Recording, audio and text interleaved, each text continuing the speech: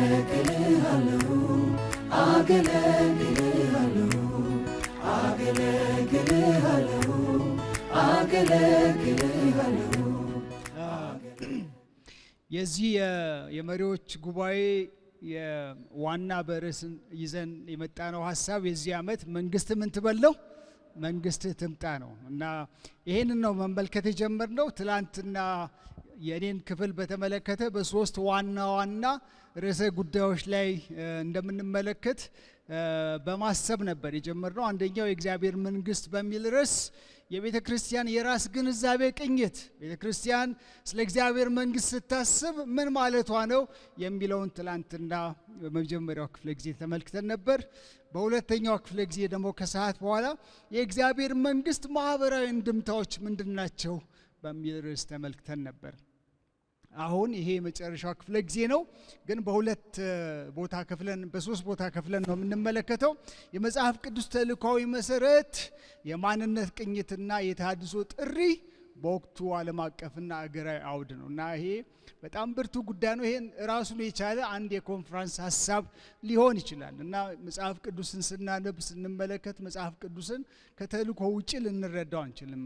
እውነት ለመናገር መጽሐፍ ቅዱስ የተልእኮ መጽሐፍ ነው እና ከዚህም አንጻር ቤተክርስቲያን ማንነቷን እና ጥሪዋን ልትቃኝ ይገባታል እና እንዲሁ ደግሞ ንግግር ብቻ ሆኖ እንዳንለያይ ስለ ተሐድሶም ትንሽ እንድናወራ እና የእግዚአብሔር የወቅቱ ጥሪ ነው ብዬ ነው የማምነው እና ይህንን ክፍል ስንመለከት በዚህ ክፍል 3 ላይ ሶስት ዋና ዋና ርዕሰ ጉዳዮችን እናነሳለን። በዚህኛው ማለቴ ነው የመጽሐፍ ቅዱስ ተልእኮዊ መሰረት፣ ቤተክርስቲያን የማንነት ቅኝት፣ ተልእኮዊ የተሃድሶ ጥሪ በወቅቱ ዓለም አቀፍና አገራዊ አውድ። እነዚህ ሶስት ዋና ዋና ንዑስ ርዕሰ ጉዳዮችን በዚህ በዋናው ርዕስ ስር እንመለከታለን እና አንዱ ከዚህ ይዘን እንድንሄድ የምፈልገው ነገር የእግዚአብሔርን የተልእኮ ልብ እንድንካፈል ነው። የእግዚአብሔርን ልብ እንድንካፈል እንዲሁ ሰሚዎች ብቻ ሳንሆን እግዚአብሔር የሚለውን መንፈስ ለአብያተ ክርስቲያናት የሚለውን ማን ያለው ይስማ ነው የሚለው። ጮክ በሉ። ምን ያለው ይስማ? ጆሮ ያለው ይስማና የመስማት ብቻ ሳይሆን የማድረግም ዘመን እንዲሆንልን ነው። ጌታችን ኢየሱስ ክርስቶስ ሲናገር አንድ ጊዜ ታስታውሳላችሁ። በተዘጋ ደጅ ለነበሩት ለፈሩት አይሁድን ፈርተው የሮምን መንግስት ባለስልጣናት ፈርተው በተዘጋ ደጅ ለነበሩት በየትኛውም ሰዋዊ መለኪያ ተመልሰው አገልጋይ ለመሆን የማይበቁ ብቁ ያልሆኑ በእኛ ደረጃ በእኛ አቅም ከስራ የምናሰናብታቸው ሰዎች ጋር ሄደና ጓደኞቹ ጋር እንዲህ ነው ያላቸው። ኢየሱስም እንደገና ሰላም ለናንተ ይሆን። ተናውጠዋል ከእግዚአብሔር ጋር ከራሳቸው ጋር እርስ በርስም ያላቸው ግንኙነት በብዙ መንገዱ ተናውጦ ነበር። ለነሱ መጣና ሰላም ለናንተ ይሁን። ከዛ በኋላ አብ እኔን እንደላከኝ እኔም እናንተ ምን አድርጋችኋለሁ? ልካችኋለሁ። ይህን ካለም በኋላ እፍ አለባቸውና እንዲህ ያላቸው መንፈስ ቅዱስን ተቀበሉ። አንዱ ከዚህ ኮንፈረንስ ስንወጣ እግዚአብሔር በመንፈሱ እንዲያድሰን በብዙ መንገድ ብዙ የምናዝንበት በየቤታችን ጠረጴዛ ዙሪያ የሚሞግቱን ብዙ ጥያቄዎች አሉን። ስለ ቤተ ክርስቲያን ስናስብ፣ ስለ አገር ጉዳይ ስናስብ፣ ግን እግዚአብሔር ሁል ጊዜ ወደ ህዝቡ ሲመጣ በተለይም እንደዚህ አይነት አጋጣሚዎች ተገናኝተን በእግዚአብሔር ፊት ስንሆን እግዚአብሔር ሊያድሰን እንደሚፈልግ ማሰብ አለብን። እንደገና ታሪካችን ሊቀጥል መንገዳችንን እንደገና ሊያስቀጥለን ስንቅ ሊሰጠን ሊያድሰን የሚመጣ አምላክ ነው። ክብር ለኢየሱስ ይሁን። ትተን የምንሄደው ዝክር ምን ይሆን? እሱን እንድንጠይቃችሁ ፈልጋለሁ። በተለይ በዚህኛው ክፍለ ጊዜ እንደምታውቁት ኢትዮጵያ አገራችን አፍሪካን ጨምሮ ማለት ነው የወጣቶች አገር ናት እንደምታውቁት እና ወደ 70% የሚሆነው የአገራችን ህዝብ እድሜው ከ30 ዓመት በታች ነው። ከ30 ዓመት በታች ነው እና አንድ ጊዜ እግዚአብሔር ኢያሱን ምን አለው? ወደ ተስፋይቱ ምድር ከመግባታቸው በፊት እንደዚህ የሚል ትእዛዝ ሰጠው። የመጨረሻው ትእዛዝ ይህ ነበረ። እስራኤላውያንን እንዲህ አላቸው፣ ልጆቻችሁ ወደፊት እነዚህ ድንጋዮች ምንድናቸው ብለው ቢጠይቋችሁ፣ አባቶቻቸውን ቢጠይቁ እስራኤል ይህን ዮርዳኖስ በደረቅ ምድር ተሻገረ ብላችሁ ንገሯቸው። እኛ እስክንሻገር ድረስ አምላካችሁ እግዚአብሔር ቀይ ባህርን እንዳደረቀው ሁሉ እናንተም እስክትሻገሩ ድረስ አምላካችሁ እግዚአብሔር ዮርዳኖስን ወንዝ በፊታችሁ አደረቀው። ይህን ያደረገው የእግዚአብሔር ክንድ ብርቱ መሆኑን የምድርም ሕዝቦች ሁሉ እንዲያውቁና እናንተም አምላካችሁን እግዚአብሔርን ለዘላለም እንድትፈሩ ነው። እና ትልቁ ጥያቄ ምንድነው? ትተን የምንሄደው ዝክር ነው። እና ሁላችንም ከብዙ ዓመት በኋላ እግዚአብሔር እዚህ ሰብስቦን በጌታ ፊት አለን። በእኔ እድሜ ክልል ያላችሁ ሰዎች ከአሁን በኋላ ፈረንጆቹ ሚላሉ ደሰንሴት ኤጅ ይላሉ እና ፀሐይ እየጠለቀች ነው ያለችው በእኛ ላይ። ግን እስካሁን የሰራነው በጌታ ጸጋ ነውና አሁን የቀረንን ዘመን በሙከራ እንድናሳልፍ ጌታ አይፈልግም። ዘመኑ አጭር ነው እና ይሄ ትውልድ በምን ያስታውሰናል? ምን አይነት ድንጋይ ነው ትተን የምንሄደው? ምን አይነት መታሰቢያ ድንጋይ እያቆምን ያለ ነው በዚህ ምድር ላይ? አሁን ያለችዋ የኢትዮጵያ ወንጌላዊት ቤተክርስቲያን በምንድን ነው የምትታሰበው? እኛ በምንድን ነው የምንታሰበው? ይህንንም እንድናስብ እና የልብ የሆነ ፍተሻ እንድናደርግ ነው። ትንሽ አንድ ነገር ላስታውሳችሁ እና ወንጌል እንደዚሁ በቀላሉ ወደዚህ ምድር አልመጣም። ዛሬ እንደምታዩት በዚች የተባረከች አጥቢያ ይህን ያህል ሺህ ሰዎች የተሰበሰብነው እግዚአብሔር በዘመናት ውስጥ ወንጌል በቅብብሎሽ ደሞም በደማቸው ዋጋ እየከፈሉ ያደረሱ የፊተኛ አገልጋዮች ስለነበሩ ሚስዮናኖችም ስለነበሩ እነሱንም ማሰብ አለብን። በዚህ ምድር ላይ ነፍሳቸውን የሰጡ ብዙ ሚስዮናኖች አሉ። የጌታን ባሪያዎች አሉ፣ በእስር ቤት ያሳለፉ፣ በመከራ ያሳለፉ እና ስለነዚህ ሁለት ወንድሞች ልነግራችሁ ፈልጋለሁኝ። እነዚህ ክሊፍ ሚሼል እና ቶሚ ዴቨርስ የሚባሉ ናቸው። እና ቶሚ ዴቨርስ እኔ ከምኖርበት ከተማ ከቶሮንቶ የመጣ ነው። እንዲያውም ቸርቹ እስካሁን ድረስ አለች፣ ፎርዋርድ ባፕቲስት ቸርች ትባላለች። እነዚህ ሁለት ወጣቶች ክሊፍ ሚሼል የመጣው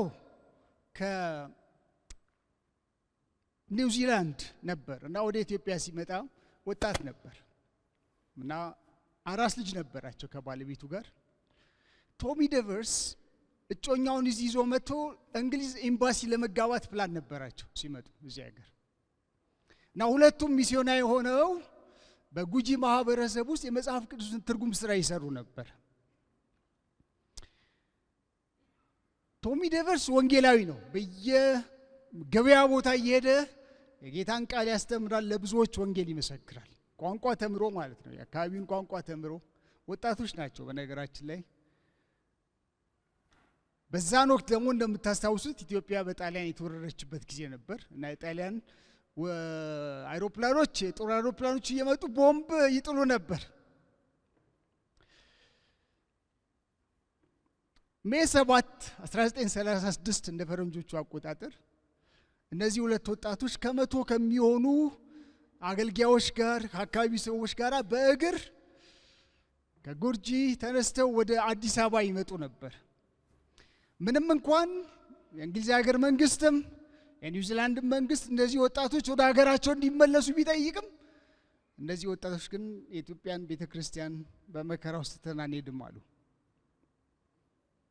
እና ሜይ 9 1936 የሁለት ቀን መንገድ ከሄዱ በኋላ በእግር ነው የሚሄደው። የሁለት ቀን መንገድ ከሄዱ በኋላ ሽፍቶች አገኟቸው። ብዙ ሰዎች ተገደሉ። በዛን ቀን በአሰቃቂ ሁኔታ በጦር ተጨቅጭቀው ነው የተገደሉት። እነዚህም ሁለት ወጣቶች እዛ ተገደሉ።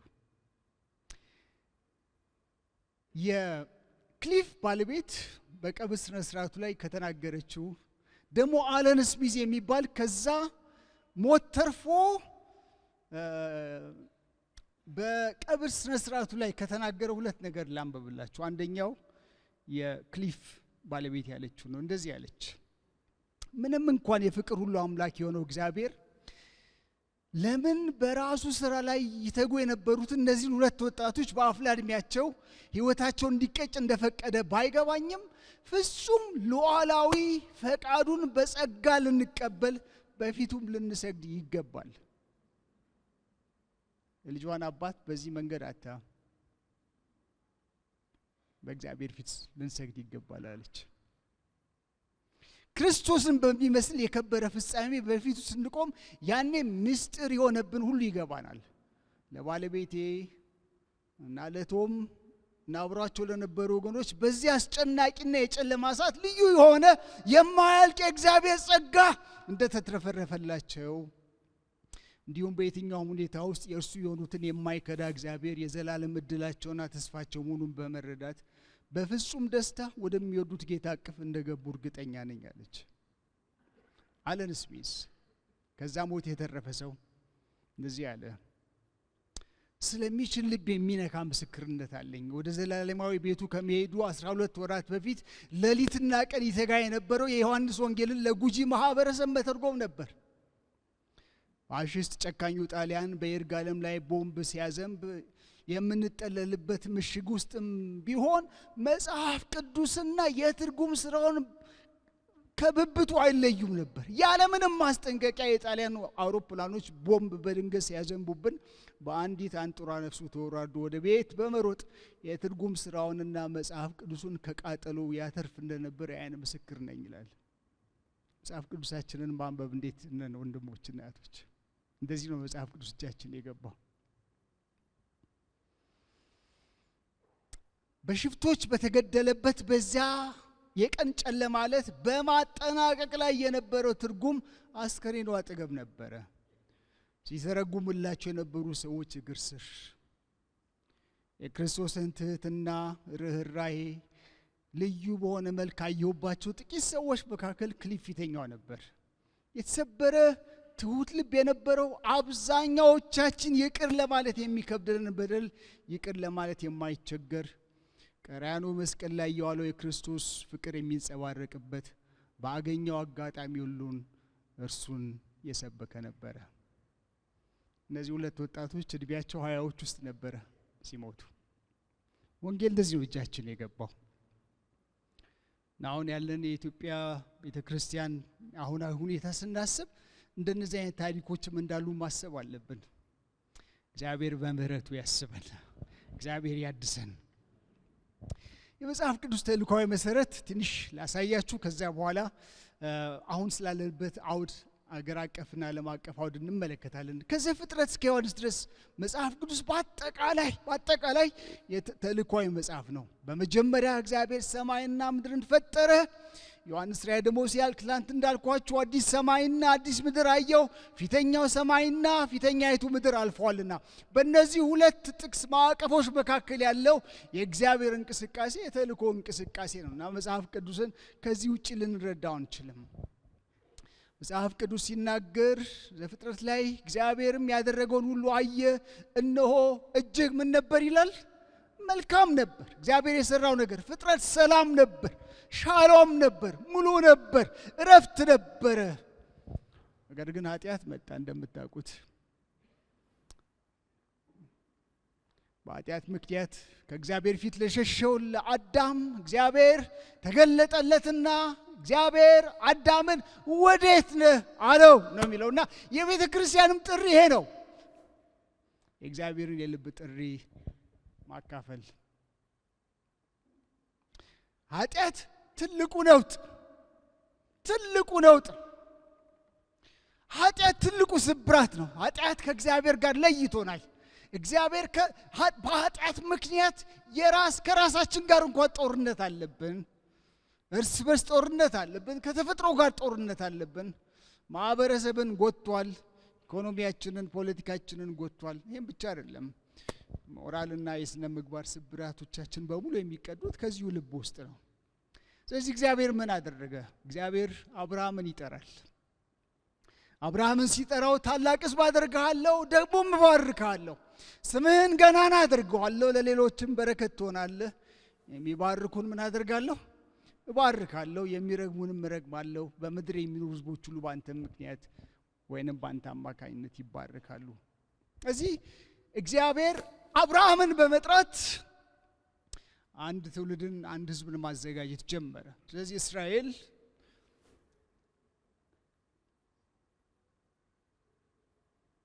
ከእግዚአብሔር ተልእኮ ውጪ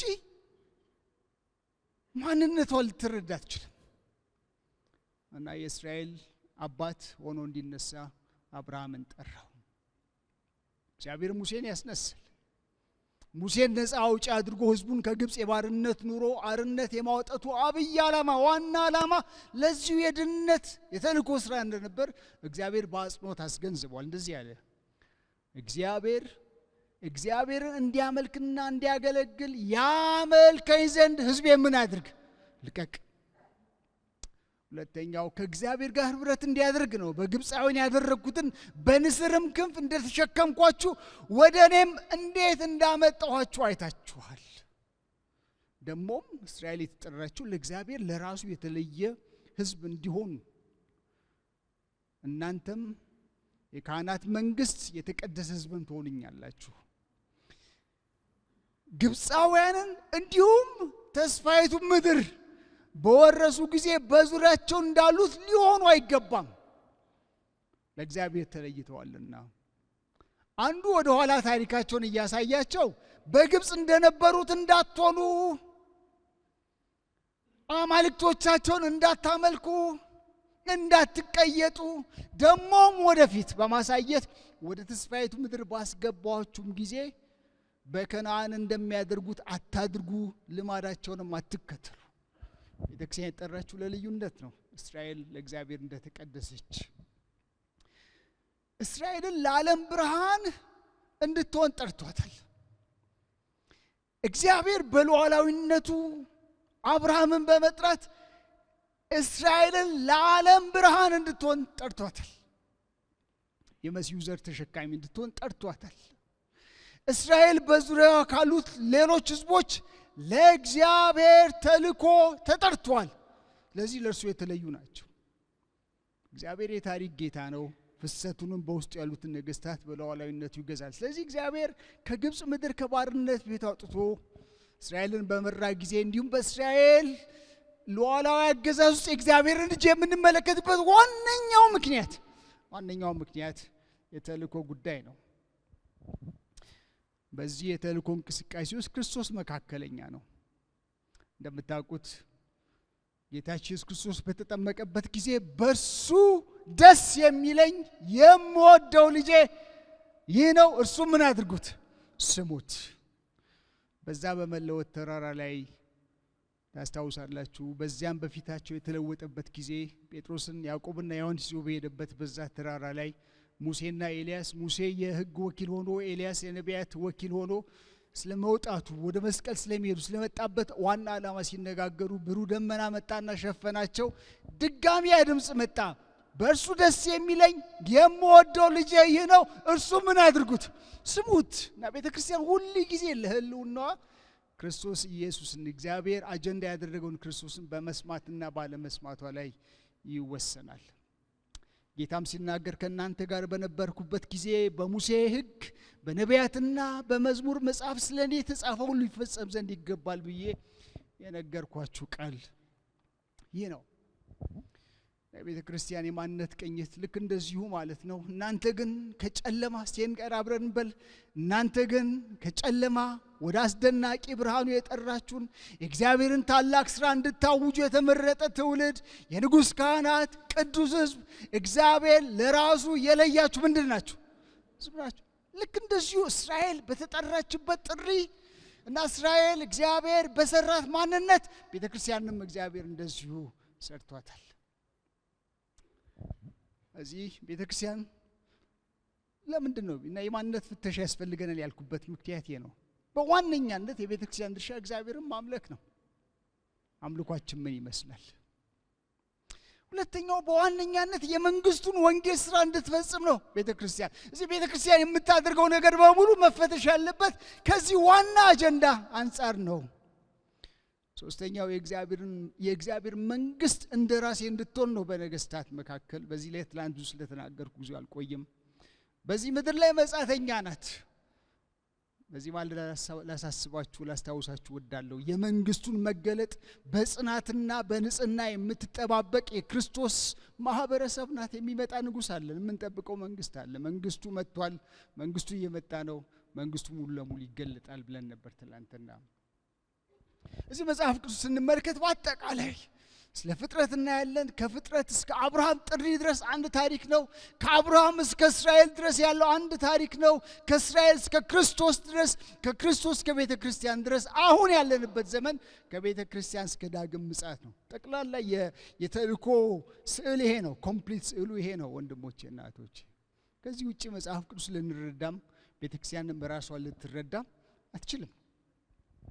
ስለ ተልእኮ ስናስብ ሁሉ ጊዜ ስለ ተልእኮ ስናስብ በተለይ የምዕራቡ ዓለም ችግር ተልእኮ አሁን በምዕራቡ ዓለም በጣም ሰፍቶ ተልእኮ ማለት ትርጉሙ ጠፍቷል። ቤተክርስቲያን አለች ግን ተልእኮ የላትም። አንዳንዷ ሶሻል ነገር ላይ ነው ፎከስ የምታደርገው፣ አንዳንዷ ህፃናት ጉዳይ ላይ ፎከስ የምታደርገው፣ አንዳንዷ ሶሻል አክቲቪዝም ላይ ነው ፎከስ። እነዚህ ነገሮች አያስፈልጉም እያልኳችሁ አይደለም፣ ግን በዋነኛነት ተልእኮ ስለ ልጁ ስለ መንግስቱ ወንጌል ነው። ኢየሱስ ክርስቶስም የእግዚአብሔርን መንግስት ቃል እየሰበከ መጣ ነው የተባለው እና የወንጌል ጉዳይ ነው። ወንጌል እግዚአብሔር ነው። ወንጌል ክርስቶስን ያማከለ ነው። የቤተ ክርስቲያን ጥሪ ማንነትና ተልእኮ የሚቀዳው ከዚሁ የወንጌል አጀንዳ ውስጥ ነው።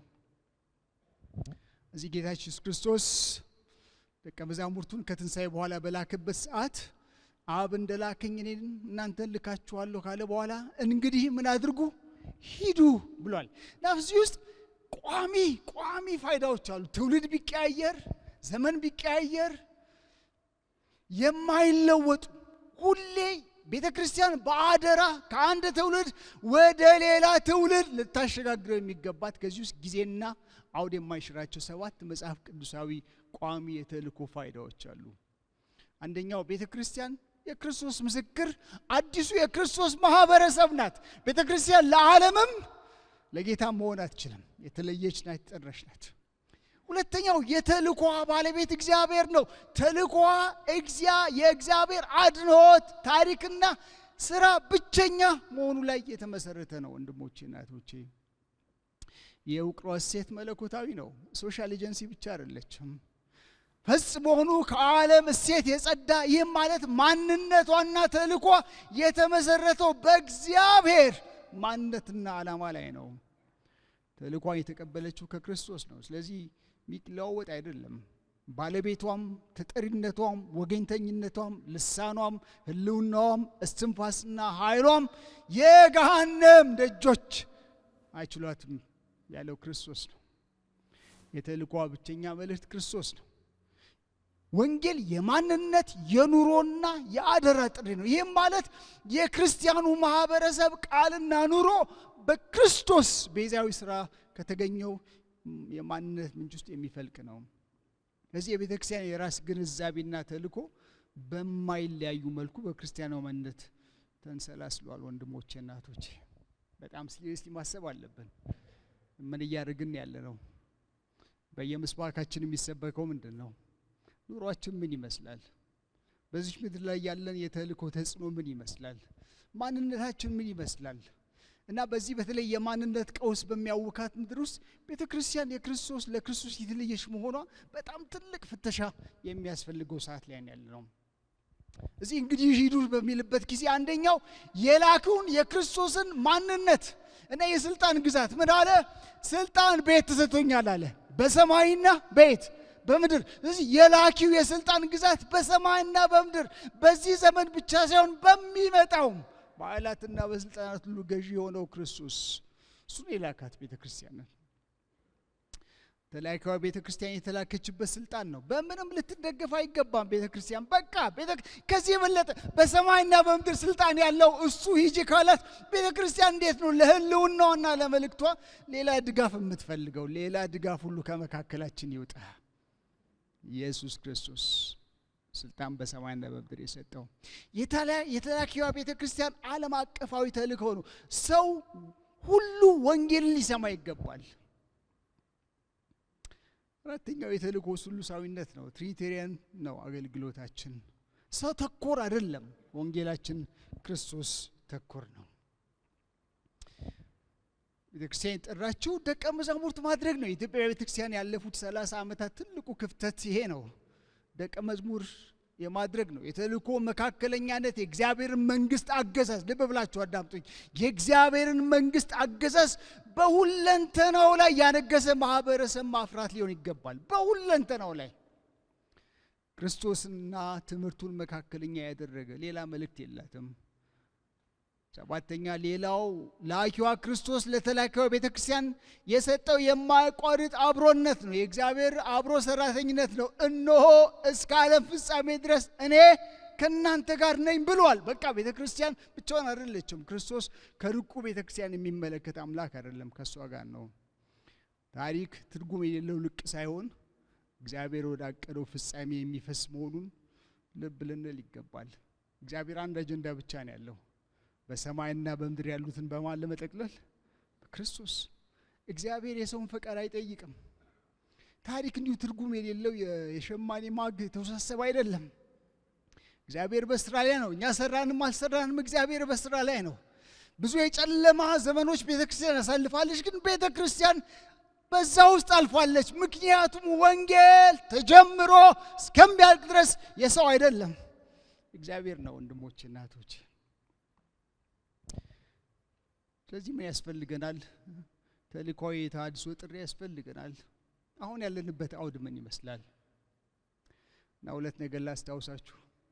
ጳውሎስ ካለው ትልቅ ስለ ትንሣኤ በተናገረበት በዛ ትልቅ ምዕራፍ ላይ ምዕራፍ 15 ላይ ሲጀምርም ሲጨርስም እንደዚህ ነው ያለው። አሁንም ወንድሞች ሆይ የሰበኩላችሁንና የተቀበላችሁትን ደግሞም ጸንታችሁ የቆማችሁበትን ወንጌል ላሳስባችሁ ወዳለሁ። ሲጨርስ ደግሞ ስለዚህ የተወደዳችሁ ወንድሞች ሆይ ጸንታችሁ ቁሙ። በምን ላይ? በዚህ እውነት ላይ፣ በሰበኩላችሁ በተቀበላችሁት ወንጌል ላይ ጸንታችሁ ቁሙ። በምንም ነገር አትናወጡ፣ ለጌታ ስራ ዘወትር የምትተጉ ሁኑ። ምክንያቱም ለጌታ የምትደክሙት በከንቱ እንዳልሆነ ታውቃላችሁ። ምን ይመስላል የወቅቱ አውድ? ዓለም አቀፍ አውድ የወንጌል ሁኔታ አሁን ያለንበት ዘመን ምን ይመስላል? ትንሽ ነገሮችን ላሳያችሁ። አንደኛው የክርስትና ማዕከል ከሉላዊ ሰሜን ወደ ሉላዊ ደቡብ ተሻግሯል። አፍሪካ አሁን በዓለም ላይ ትልቁ የክርስቲያን ማዕከል ናት። ትላንት እንዳልኳችሁ ይሄ በጣም ሲግኒፊካንት በጣም አስፈላጊ ጉዳይ ነው። ምን ማለት ነው? እና የወቅቱ የወንጌል አጀንዳ እግዚአብሔር አፍሪካ አሳልፎ ሰጥቷል። ግን አፍሪካ ምን እያደረገች ነው? የአፍሪካ ቤተክርስቲያን ምን እያደረገች ነው? ከሁሉም በላይ ደግሞ የኢትዮጵያ ቤተክርስቲያን ምን እያደረገች ነው? የኢትዮጵያ ቤተክርስቲያን አሁን በዓለም ላይ በክርስቲያናዊ ማህበረሰብ ብዛት 10ኛ ናት። እና ታዲያ ጥያቄው ምን ጠይቀው የኢትዮጵያ ቤተክርስቲያን እንኳን ለአገራችን አይደለም ለአፍሪካ የሚተርፍ ጥሪ እንዳላት ታውቃለች ወይ ነው? እናውቃለን፣ ግን እየኖርን ነው ወይ ነው? ምንድነው ዲስትራክት ያደረገን ነገር? ከዚህ እውነት ከዚህ አደራ በዚህ የታሪክ መገንጠያ ወቅት እግዚአብሔር ይህንን አደራ ሲሰጠንና ይህንን ዘመን ሲሰጠን እግዚአብሔር ዘመናችንን ያድስልን፣ ወንድሞች ያድስልን። የዓለም ታሪክ በጣም ተቀይሯል። የመጀመሪያው የዓለም አቀፍ የተልእኮ ሴሚናር ሲደረግ የተደረገው የኤደንብራ ከተማ ውስጥ ነው፣ ስኮትላንድ ሀገር። ሉዛን ኮሪያ ሄዳችሁ ሰዎች እዚህ ያላችሁ ይመስለኛል። በ2004 ላይ ሶል ኮሪያ ነበር የተደረገው። በእነዚህ 114 ዓመታት ወንጌል በዚህ መልክ ደርሷል፣ እኛ ጋር ደርሷል። አሁን እኮ የሚገርማችሁ ነገር አይናችንን በደንብ ከፍተን ብናይ እና ብናስተውል እግዚአብሔር በእጃችን አሳልፎ የሰጠን ትልቅ እድልና ትልቅ አደራ ነው። ዘመናችን አይባክን፣ እድሜያችን አይባክን። የቤተክርስቲያንን ጉልበት የሚበሉ ዋና ጉዳይ ባልሆነ ልባችን የተያዘበት እግራችን የሚሮጥበት እጆቻችን የሚነሱበት ዋና ጉዳይ ያሉትን በሙሉ እግዚአብሔር ከኛ ላይ ያስወግድ። ወንድሞቼ እናቶቼ፣ የምዕራቡ ዓለም ትልቁ ተግዳሮት እኛ በነገራችን ላይ የምዕራቡ ዓለምና የሌላው ያደገው አገርና ያላደገው ወይንም ሉላዊ ሰሜንና ሉላዊ ደቡብ እንላለን እንጂ ቤተክርስቲያን አንድ ናት። ክርስቶስ የሚመለከታት አንድ የክርስቶስ ቤተክርስቲያን ናት። የምዕራቡ ዓለም ትልቅ ፈተና ውስጥ ነው ያለችው። ብዙ አጥቢያዎች ባዶዎች ናቸው። 80% የሚሆኑት ወጣቶቻቸው 3ኛ ዓመት ወይንም 4ኛ ዓመት ኮሌጅ ሲደርሱ ጌታን ይተዋሉ። የክርስቲያን ልጆች ይሄ ነገር እኛንም በጣም ያፌክት ያደርገናል። በተለይ ዲያስፖራ የምንኖር ሰዎች የጊዜ ጉዳይ ነው። እንደዚህ አማራ አዳራሽ እግዚአብሔር በዚህ መልክ በዚህ ግሎሪ በዚህ መሰባሰብ እንዲጠብቀው ምን እናድርግ ወንድሞቼ? በእነሱ ላይ የደረሰው ዕጣ በእኛ ላይ እንዳይደርስ ትውልድን እንዳናጣ። ትልቅ ህንፃዎች ይሰራሉ፣ ግን ወንጌል ካልቀጠለ ህንፃዎቻችን ምን ያደርጋሉ? ሶሻል ሚዲያዎቻችን ምን ያደርጋሉ? ዋናው ነገር እንድናስብ ነው። ሌላው ትልቁ ችግር የዲጂታልና ማህበራዊ ሱስ በጣም ትውልዱን እየበላ ነው ያለው። ወንድሞች እናቶች፣ እኛ ሁላችን በዚያ የተያዝን ይመስላል በስልካችን ለመጸለይ እስኪያቅተን ድረስ። ዲጂታልና ማህበራዊ ሱስ ትልቅ አዲክሽን አለ፣ ትልቅ የማንነት ቀውስ አለ። ሱሳይድ የሚያደርጉ አሉ፣ በዛ ምክንያት ራሳቸውን የሚያጠፉ አሉ። በዚህ ወቅት የዚህ 2004 ላይ የወጣ ነው ይሄ መረጃ። በዚህ ወቅት በዓለም ላይ 110 ጦርነቶች አሉ፣ አክቲቭ ጦርነቶች። ከ110 ጦርነቶቹ 85ቱ ያሉት በአፍሪካና በመካከለኛው ምስራቅ ነው። ሀገራችን በጣም ልብ በሚሰብር ሁኔታ ታላላቅ ጦርነቶችን አሳልፋለች። በሚሊዮን የሚቆጠሩ ሰዎች ተፈናቅለዋል። ብዙ ስብራት ያለባት ምድር ናት። ብዙ ፈውስ ያስፈልገናል። ወንጌል ታዲያ ምን ማለት ነው? በዚህ በብዙ ስብራት ውስጥ ባለች ሀገር መካከል ወንጌል ምን ማለት ነው?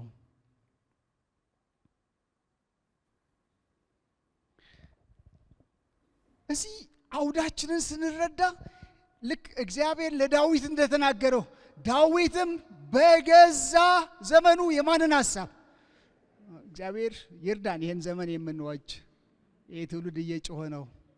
ፍቅር በተራበ ማህበረሰብ መካከል፣ ሰላም በሚናፍቅ ማህበረሰብ መካከል፣ ድህነት በሚያሰቃየው ማህበረሰብ መካከል፣ ዲጂታል አዲክሽን በሚያሰቃየው ትውልድ መካከል፣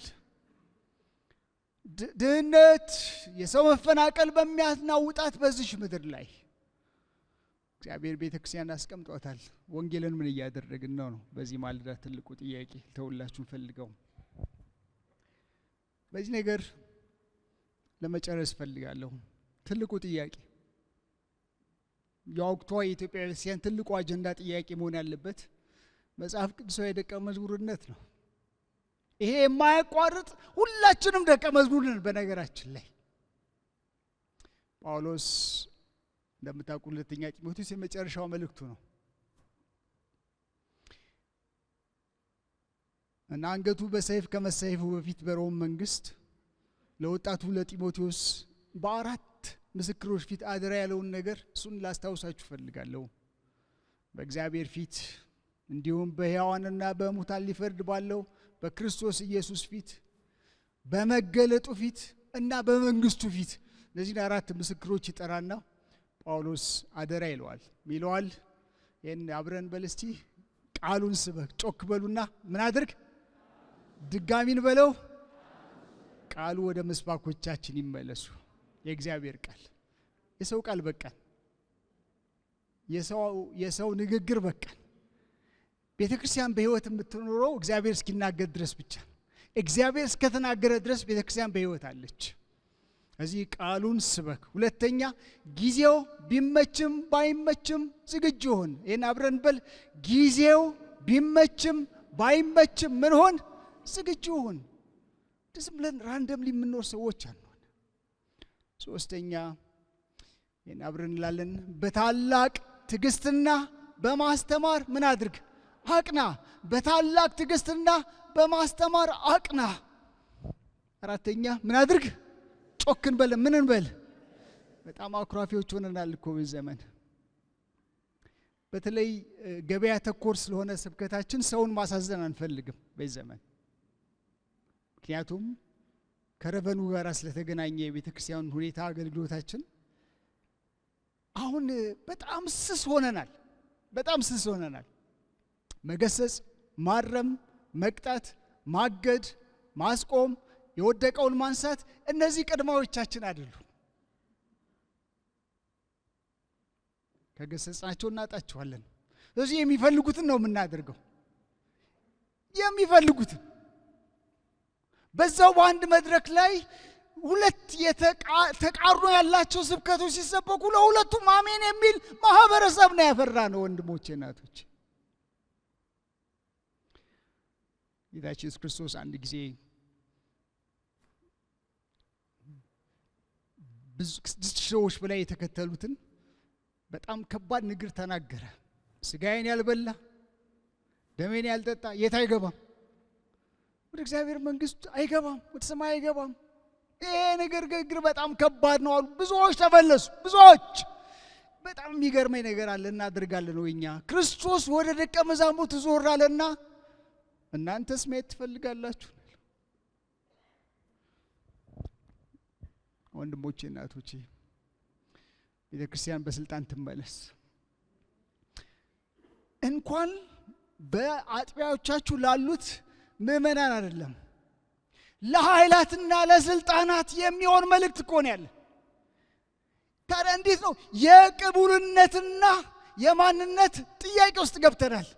እንዴት ነው የምንናገረው? ወንድሞቼ ለሽምግልና የምንፈልግ ነበርን እኮ፣ ለእርቅ የምንፈልግ ነበርን እኮ፣ ኃጢአትን እና ክፋት የምንቃወም ነበረ።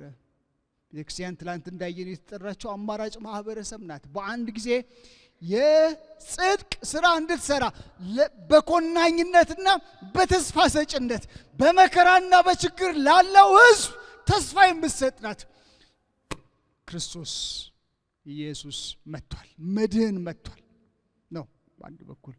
በሌላ በኩል ንስሐ ግቡ ነው የቤተክርስቲያን መልእክት። ቤተክርስቲያን በአንድ ጊዜ ለዓለምም የምትናገረው መልእክት በአንድ ጊዜ ኮናኝነት፣ የጽድቅ ኮናኝነት እና ደግሞ ተስፋ ሰጭነት ነው።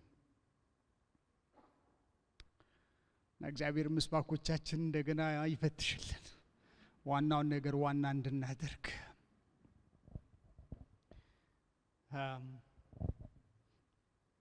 በመጨረሻም አበረታታም ነው።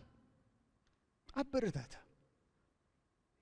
በብዙ የወንጌል ተጋድሎ ያገለገሉ ብዙዎች አሉ በዚች ምድር ላይ። በእኛም መካከል በአንድም በሌላም ምክንያት ወድቀው የተነሱ ብዙዎች አሉ። ሁላችንም በጸጋው ብርታት እዚህ ቆመናል። አንዱ የወንጌል ስራ የምታበረታ ቤተክርስቲያን፣ ለሕዝብ ተስፋ የምትሆን። የጳውሎስ የመጨረሻ ምክር ይህ ነበረ። መንግስቱ የዘላለም መንግስት ነው፣ ግዛቱም ከትውልድ እስከ ትውልድ ይኖራል።